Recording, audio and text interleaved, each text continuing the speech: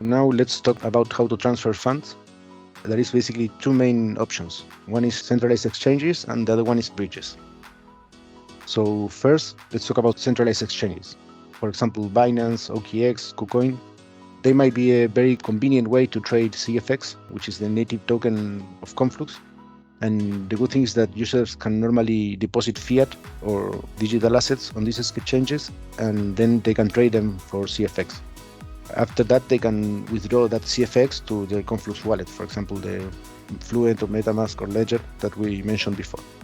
The good thing about centralized exchanges is also that they offer a good amount of liquidity and a wide range of trading pairs. So it's quite easy to obtain CFX using a centralized exchange, also using fiat money. However, they have a thing that they involve a level of trust, let's say. So as user needs to entrust their assets to a centralized party, it's more like a bank. So you're basically not owning your crypto, but you're trusting Binance or KuCoin that they will give them back when you request them. That's where bridges and other decentralized alternatives come into play. Bridges offer a decentralized method to transfer funds to Conflux. For example, you have a ConfluxHub, which is the tool for transferring funds across spaces.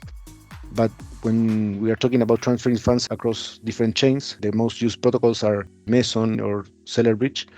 By using bridges, users can move their assets from chains like Ethereum, Polygon, Bitcoin, Arbitrum, whatever, to Conflux.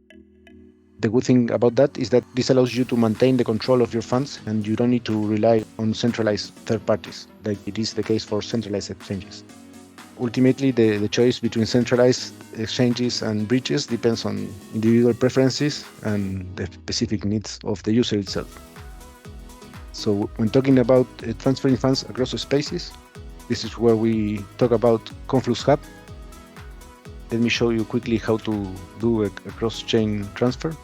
First of all is getting into the web page, and then you need to connect your wallets.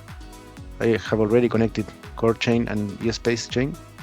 What I will do is transfer tokens from eSpace to Core Space. So I have connected my Fluent wallet here, and here I can choose the token I want to transfer.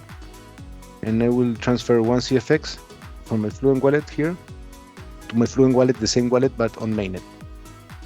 So I just select the token, I select the accounts, I connect everything, I just choose the amount and just do transfer.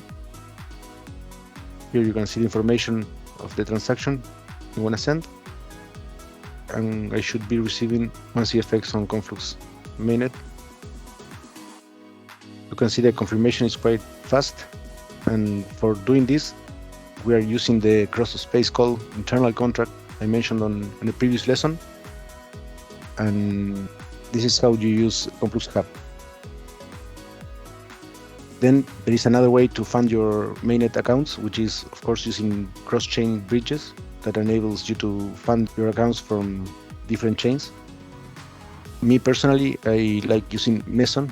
It doesn't support using other coins that are not stable, so they only use USDC or Tether. By using Meson, you can transfer from eSpace to many other different chains. You can see there is a lot of options here. You can also choose a different address for the recipient. I encourage you all to try it. The other good thing about it is that it has quite a very low fees and lowest slippage. That is some of the problems that some bridges have when there is low liquidity. That's basically the main ways you can use to transfer assets to Conflux.